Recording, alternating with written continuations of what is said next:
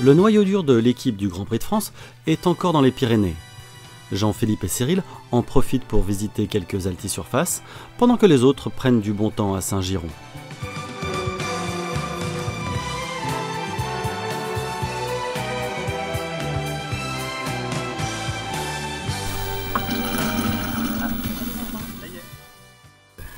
Je vais en remettre un peu. T'en bouffes de l'huile? Je n'ai jamais remis pour l'instant, mais là c'est vrai qu'il est un peu bas. On va en mettre un peu, c'est pas mal. Ah, je sens que vous allez dire des trucs spirituels là. Là, je sens que vous êtes parti là. On n'y est pas. Non, pas encore. Non. Il y a trop d'humidité là pour faire des trucs spirituels. Là, on est un peu rouillé là. Mais vous attendez. Dubitatif, Concupiscent, ouais, certes, mais... Ouais. Mais par contre, je pense qu'on aura un beau vol tout à l'heure. Ouais, faut attendre un peu, mais voilà, on est en train de le, faut le mériter, tu vois là. C'est. Je vérifie, les sondes militaires ne sont pas actives. Il n'y a aucune sonde militaire active à partir de 10 h aujourd'hui, donc c'est très bien. Je prépare un peu la nave. Ouais, on attend que ça se lève un petit peu. Ouais, moi aussi j'attends. On va être pressé. Il y a mieux que ça, les vues de montagne là. Qu'est-ce qu'il fait? Il taille les ailes lui là-bas avec son truc? Là, c'est le côté participatif. Et après, il va peut-être faire même la branche d'arbre. Donc vous habitez dans le coin là? Oui, on est à Saint-Giron. Ah c'est bien, donc vous êtes des locaux. Qu'est-ce que vous pensez de tout ça là, de cette folle équipée qui... Ah bah ça fait rêver, hein. Ça donne envie de s'y mettre. Ouais, bah il faut s'y mettre. Hein. Vous avez un bel... peur aussi. Ça vous fait peur? Oui, ça n'a pas l'air très sécurisé. Si, c'est très... Si, ça c'est safe.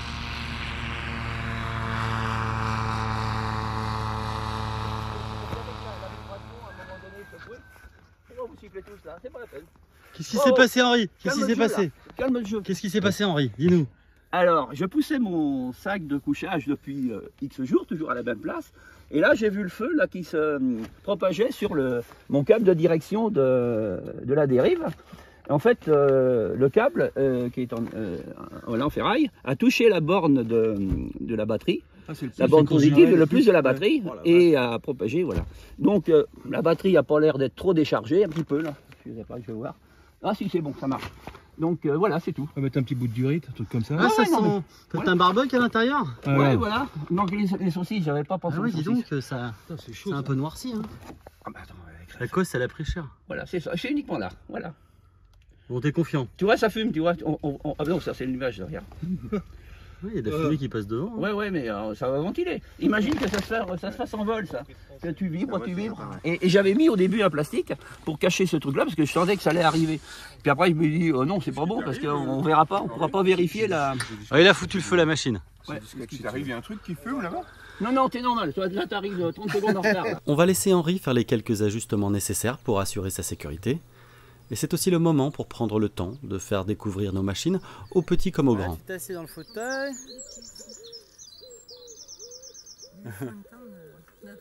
Ah bah il est impressionné, c'est normal, et puis c'est pas grave.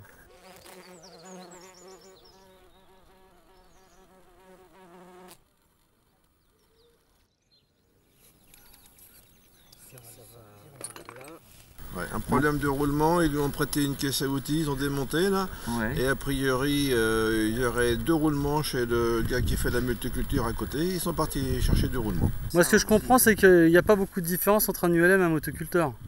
Non, on est tous des gars du terroir. Ça se voit, Christophe, tu connais rien en mécanique, hein. Donc les bottes qu'on a enlevées, autrement c'est la même chose. Vous avez trouvé un roulement? On a téléphoné chez un motoculturiste, là, un motoculturiste, qui aurait la bonne taille.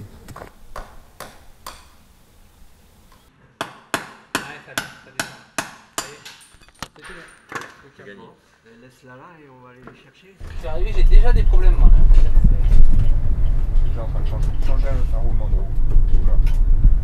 Ça sera quoi, toi? Un roulement de roue qui a un roulement de rotor.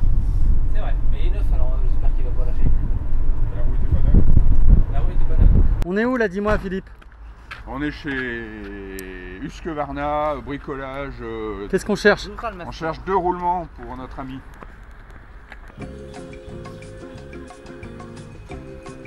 J'ai trouvé les roulements pour ma roue avant, qui sont les mêmes qu'une débroussailleuse. Et on est où là? Comment ça s'appelle ici? Chez Marandel. Chez Marandel. Marandel nous a sauvé la vie. Vous en vendez souvent des pièces du LM comme ça chez Marandel? Non, pas souvent malheureusement. Ah. On vous remercie, on vous souhaite une bonne journée. Allez, merci vous aussi. Bonne journée. Allez, on est reparti. Excellent.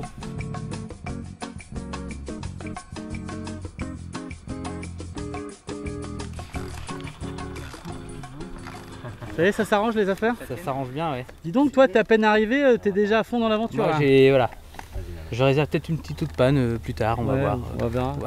En attendant, est-ce que t'as préparé ta nave? Pas encore. Pas trop. Faut que j'aille là. Pas trop. Bon, le soleil se dégage, tout se goupille bien. Ça semble pas mal, je pense qu'on va pas tarder à décoller. Donc c'est cool.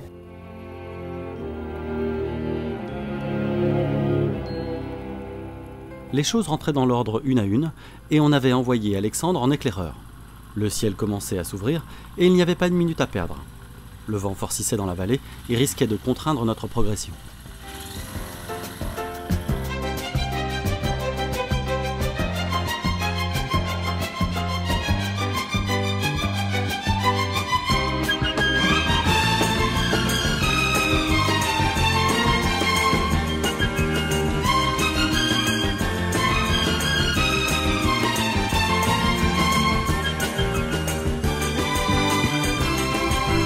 À partir de ce moment-là, plus rien ne s'est passé comme prévu.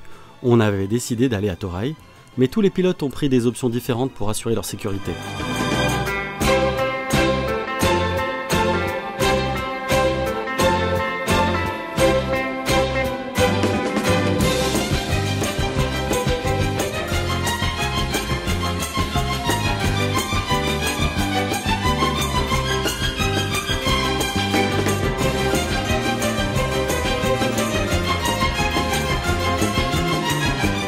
Alexandre est passé par la montagne, puis s'est finalement dérouté vers Sauvian, où il a rejoint Guy et Denis. Seuls Fred et Philippe ont trouvé un créneau dans la brume et atteint leur but. Jean a remonté courageusement la vallée, le vent dans le nez, pour rejoindre les autres. Xavier et les deux Giraud, contraints par le vent soutenu, se sont déroutés vers Castelnaudary, pour finalement prendre une option plus au nord.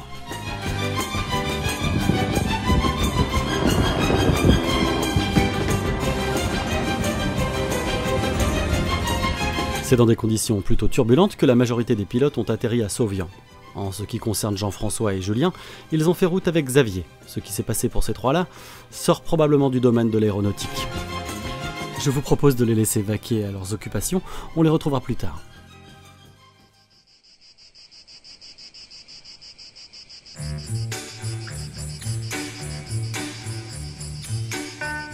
Arrivé à Alès, je me demandais quand même où est-ce qu'ils étaient tous passés.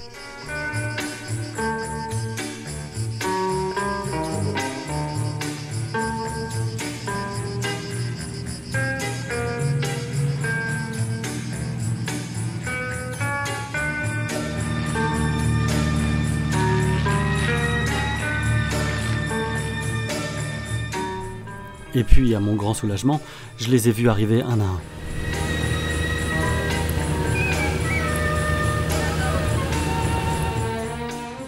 Bilan de cette journée La journée était bien chargée. Est-ce que tu as découvert le sens du mot turbulence? Oui. Ouais, l'étape Saint-Giron, Sauvian, là, 3 heures de nave, vent dans le nez, turbulent, avec un ciel bien encombré dans la vallée, c'était bien compliqué. Bon, la bière est méritée alors? Ouais.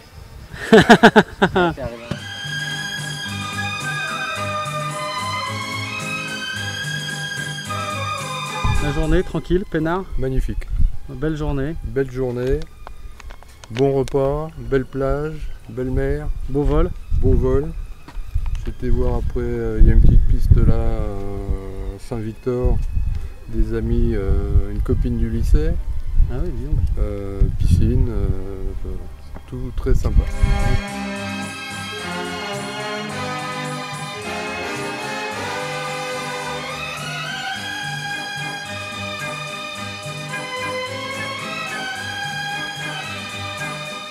Toi Alexandre, t'envoies pas des textos à ta femme quand même.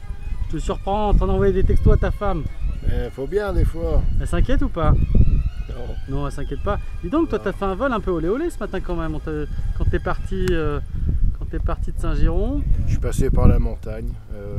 C'est vrai que c'était. Par contre, j'ai des super paysages, quoi. Ah, mais ça c'est bien. Mais c'est un peu chaud, quoi. Si jamais il y a une panne moteur, faut descendre au fond de la vallée pour se poser. Ça risque de pas être évident, quoi. Donc une aérologie assez particulière parce qu'on a de la brume, on a du vent, on a des trous. C'est difficile et ce qui fait qu'on s'est retrouvé un peu éparpillé du coup.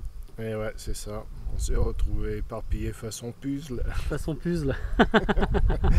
Bon les gars, Pank, je vous ai sous la main. Donc vous venez d'où là? Qu'est-ce que vous faites? Ah ben nous on est du jus, on est de Saint-Victor-des-Oules là. Ouais, vous êtes venu faire quoi aujourd'hui? Et ben aujourd'hui on est venu vous accueillir, enfin vous accueillir. On est venu vous voir, on est venu voir les légendaires. Ça c'est de la curiosité un peu. Un peu oui. Et surtout on est devant la machine, cette machine qui est formidable quoi. Donc toi tu l'as connue cette machine, t'as vu les films tout ça avec ça? Un petit peu oui, et je suis en train d'immortaliser un petit peu ce qui est écrit sur le mât.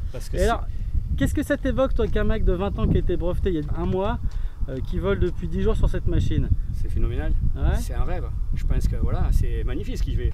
C'est énorme. Il vole super bien en plus, il vole super bien. Hein. Et puis ça fait plaisir quoi, ça veut dire que la relève elle est là. Clotilde, je suis la fiancée de Jean. Vous êtes la fiancée de déjà la légende, parce que vous savez qu'il est déjà aujourd'hui, il vient de rentrer dans la légende. Ah bon? Je pense qu'il a fait un vol que personne lui envie. Et il s'est montré brave, humble devant les éléments. Humble devant les éléments. Alors moi je m'appelle Anthony Martin. Je suis venu juste pour vous voir, je savais que vous passiez, donc je me suis organisé pour venir. T'as eu du bol parce qu'il y a une demi-heure, il n'y avait personne, il n'y avait que moi. Moi je les attends depuis 14 h. Je sais pas, ils sont nuls, ils sont nuls. Trop vite avec ton truc, hein. Ils avancent pas, ils se perdent tout le temps. Donc toi tu as une Luciole Colomban, donc ça c'est quoi? C'est un avion ça? Non, c'était un ULM. Ça c'est un ULM ça? Alors ça peut se construire en avion ou en ULM, mais ça c'est un ULM. J'ai commencé par le paramoteur, j'en ai fait très longtemps et puis ça fait une dizaine d'années que je fais du multi-axe. D'accord, ok. J'en ai construit deux, donc ça et avant une demoiselle. Ah ouais, j'adore. Je sais pas si vous connaissez, c'est vraiment... C'est la version d'Albi de la demoiselle, c'est ça? Exactement, exactement. T'as volé avec ça? Et j'ai volé 250 heures avec ça, ce qui est un record. Bien. En fait, j'avais l'expérience des Rotax qui consommaient 15 à 20 litres à l'heure. Et puis je voulais me faire une petite machine qui consomme 5 litres à l'heure à 170 km/h. C'est super économique. C'est une machine anti-crise qui est motorisée par un Bridgestone Straton de 25 chevaux. Ah ouais, d'accord. Okay. Et voilà, ça fait 5 litres à l'heure. Voilà, 5 à 6 quand on pousse un peu, on arrive à faire du 6 litres. Mais... Tout en avançant, voilà, en croisant à 170 en croisière. Ah, pas mal, pas mal. Voire un peu plus.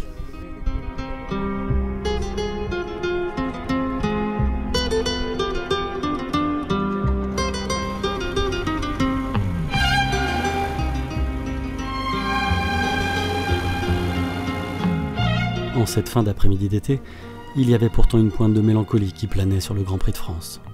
On commençait à entrevoir la fin de cette parenthèse aérienne. On était tous très fiers de Jean, bien sûr.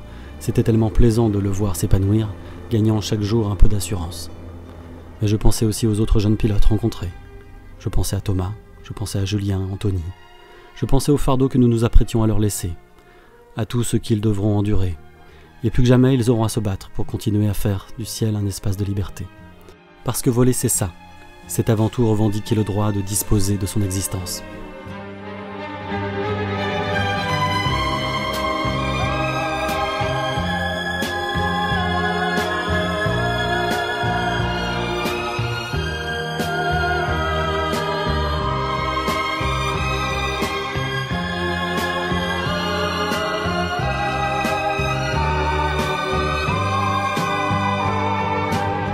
Je pensais bien évidemment à tous les pilotes du premier Grand Prix de France, le vrai. Je pensais à ces hommes et ces femmes qui se sont rassemblés cet été-là pour donner vie à un idéal.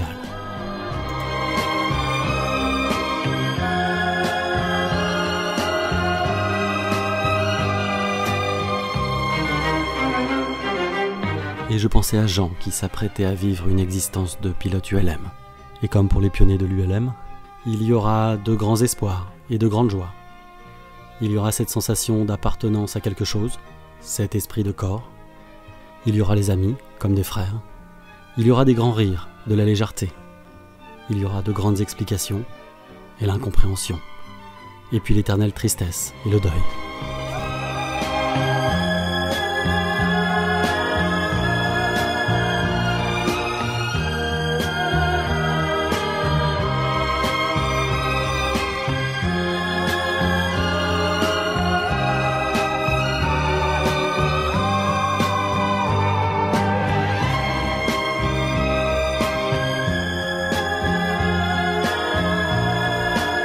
Et malgré tout, les hommes et les femmes ne cesseront d'être fascinés par le ciel. Et tant que l'on nourrira cette fascination, cette passion, il viendra d'autres générations de pilotes, et puis d'autres encore, et puis d'autres encore.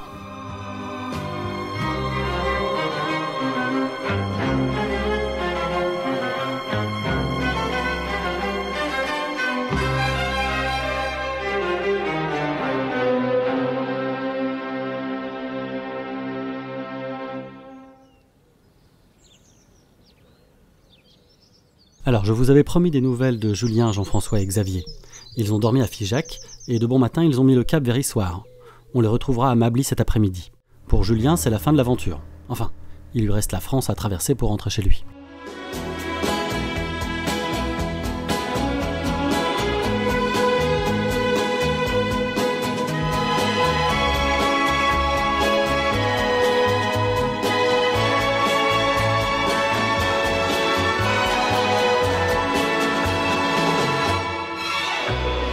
Il va nous manquer, Julien. Il amenait beaucoup de fraîcheur. Pour les autres, il ne reste plus qu'à remonter la vallée du Rhône. Et c'est dans des conditions caniculaires que nous progressons vers le nord.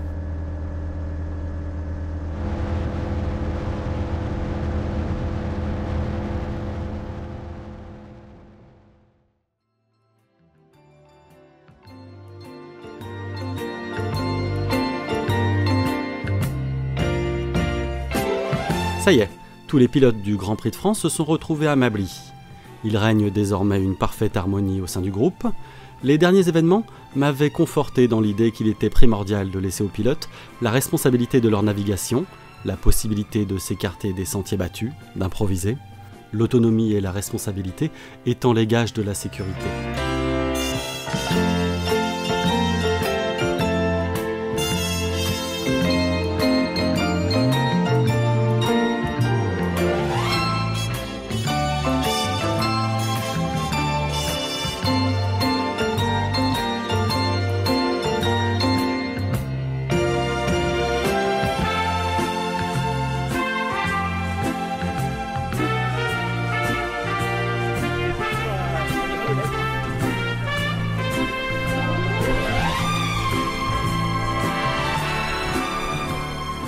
Qu'est-ce que t'en dis, Gilles?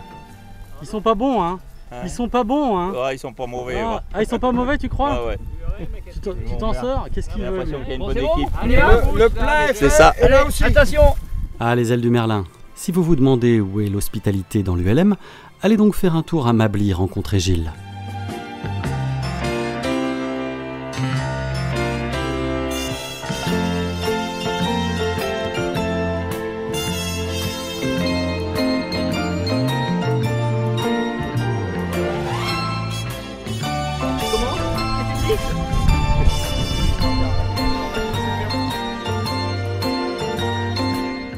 Ça date de quand la souris? En tout cas, la souris 7, elle date de quand? C'est quoi? C'est un truc des années 80? 93. C'est récent. 93, ah ouais. 93, ouais.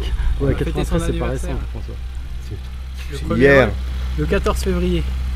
Voilà. Puis quand on va dans des rassemblements, tout le monde a rêvé un jour. Oh, une souris 7, c'est marrant, on n'en voit pas beaucoup. Une souris bulle, ça me plaît bien. Ouais, ça me fait penser. C'est rigolo, la côte. Ça me fait penser un pif gadget, les trucs qu'on bricolait quand on était petit. Ouais, c'est un peu ça, ouais. Samedi, t'avais le truc en. Ouais. T'avais le couteau de raon la première semaine, Voilà, et t'avais la souris 7 la souris 7 en troisième semaine. Dans une boîte Kinder. Ouais, c'est ça.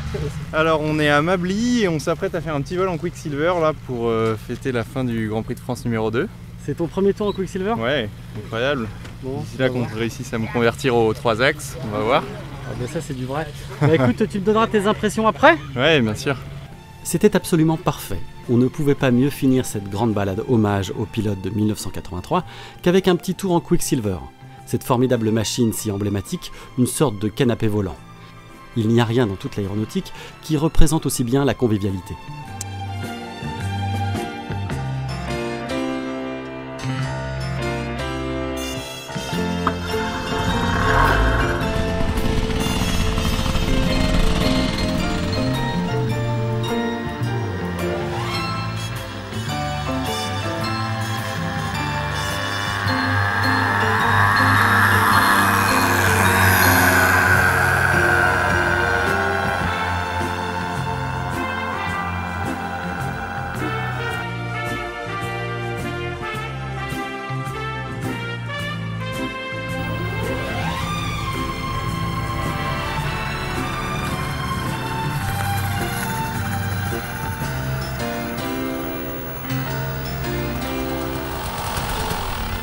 Moi je veux les réactions à chaud.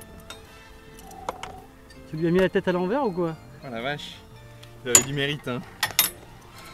T'imagines Saint-Giron dans 50 km/h de vent? Non, c'est mort. Bon, elle était super en tout cas, il s'est bien démerdé. Hein. Ouais. Il y a un sacré reste de DR400 et de planeur derrière. Ah, c'était top. C'était top. Là, on est dans l'UM. Hein. Ah là, c'est sûr. Là, c'est le plaisir. Là, ça, c'est une machine plaisir. Ah ouais, complètement. Oui, le plaisir. C'est une notion qu'il ne faudra jamais oublier d'associer à l'ULM. Mais trêve de bavardage, le temps presse. Les pilotes sont attendus à Belleville et c'est ici que se termine le Grand Prix de France.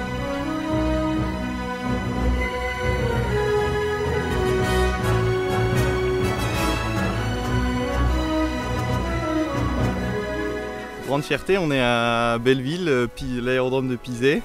C'est là où j'ai été formé par Pierre-Jean, là, chez Samir El Hari. Et écoute, ça s'est fait quand même dans un laps de temps assez court. 2 semaines de formation intensive, comme quoi tout est possible. Et bon, on a une grande diversité de paysages en France, faut en profiter, c'est chouette. Donc c'est une grande fierté d'être là aujourd'hui et d'avoir accompli ça avec vous. Génial, on s'est éclaté, on a vu du beau monde, une super ambiance, on s'est bien amusé. On attend le prochain pour dans 40 ans.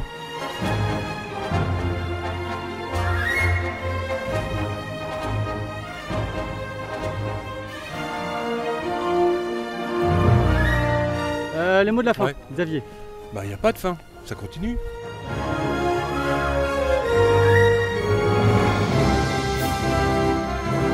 Il y a une synergie dans ce groupe.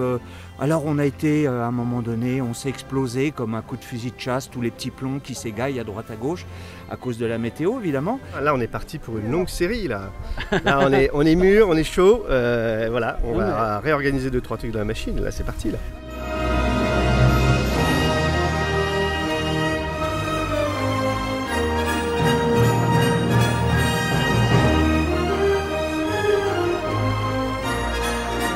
Quand est-ce que ça recommence? Dans 40 ans. Dans 40 ans. Dans 40 ans, ouais. Mais je serai encore là moi.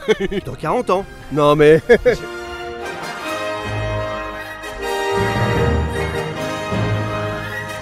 Il va falloir digérer tout ça, revenir à la réalité, bon, rêver de voyages, de grandes expéditions.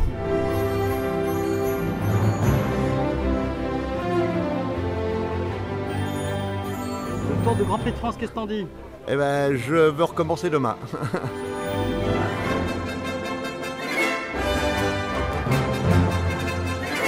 Le Grand Prix de France 2023 n'était pas un exploit, et l'aventure vécue était avant tout humaine. Mais je me souviendrai encore longtemps de tous ces visages, et dans quelques années, quand le temps aura fait son œuvre, je pourrai me dire avec un certain contentement, oui, j'y étais en 2023. J'y étais au Grand Prix de France.